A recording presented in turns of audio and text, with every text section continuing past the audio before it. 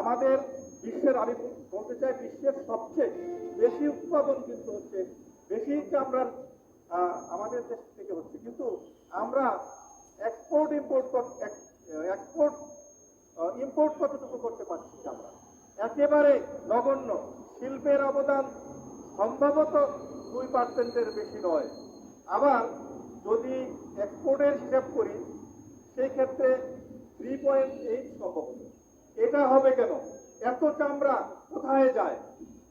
আমাদের চামড়ার, আমাদের আজকে আমাদের জুতার দোকানগুলোতে আপনারা যেসব শু পরে আছেন, আমাদের বোনেরা, আমাদের ভাইয়েরা যে শু পরে আছেন, দেখা যাবে তার গায়ে লেখা আছে মেড ইন চায়না। আমাদের চামড়াটা যাচ্ছে, আমাদের চামড়াটা একেবারে অল্প দামে চায়নায় যাচ্ছে। তারা সারা বিশ্বের উন্নত ব্র্যান্ড করে তারা বিভিন্ন দেশে সেই চামড়ার জুতো পাঠাচ্ছে। আমাদের জিনিস ব্র্যান্ড হয়ে যাচ্ছে আরেক দেশের এবং অর্থ কামাচ্ছে তারা। আমরা মিনিমাম একটা পয়সা পাচ্ছি। এটা কি কারণে হচ্ছে? আসলে এটা পৃষ্ঠপোষকতার অভাব। সিন্ডিকেটওয়ালারা মনে করছে একটা চামড়া যদি কম দামে কিনতে পারে, 300 টাকায় যদি একটা চামড়া কিনে, 500 টাকায় যদি একটা চামড়া কিনে, সেই চামড়াটা হয়তো তারা বিক্রি করছেন 500-600 টাকা, 300 টাকা, ডাবল দামে তারা বিক্রি করছেন। লাভটা তারা খুব দেখছেন।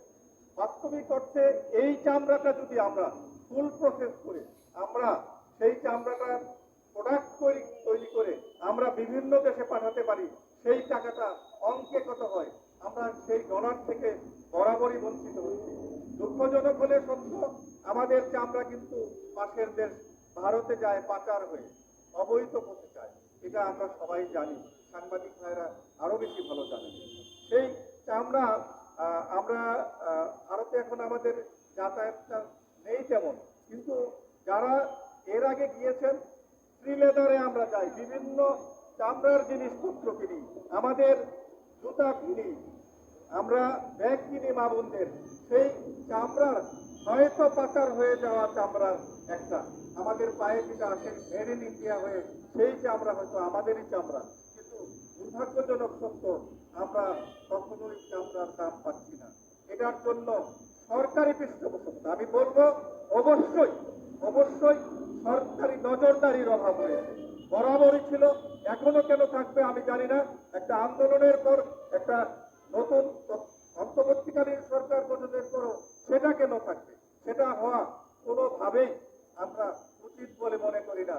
চামড়া শিল্পকে এগিয়ে দিতে হবে। এই কারণে চামড়ার অপার সম্ভাবনা রয়েছে বাংলাদেশে, এত বেশি সম্ভাবনা।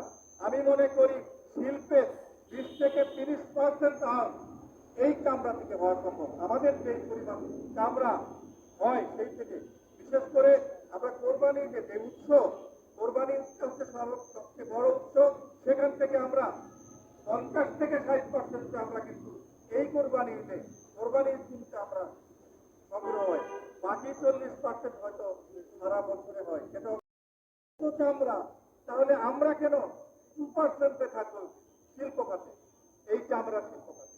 এই চামড়া আমরা কিন্তু আমাদের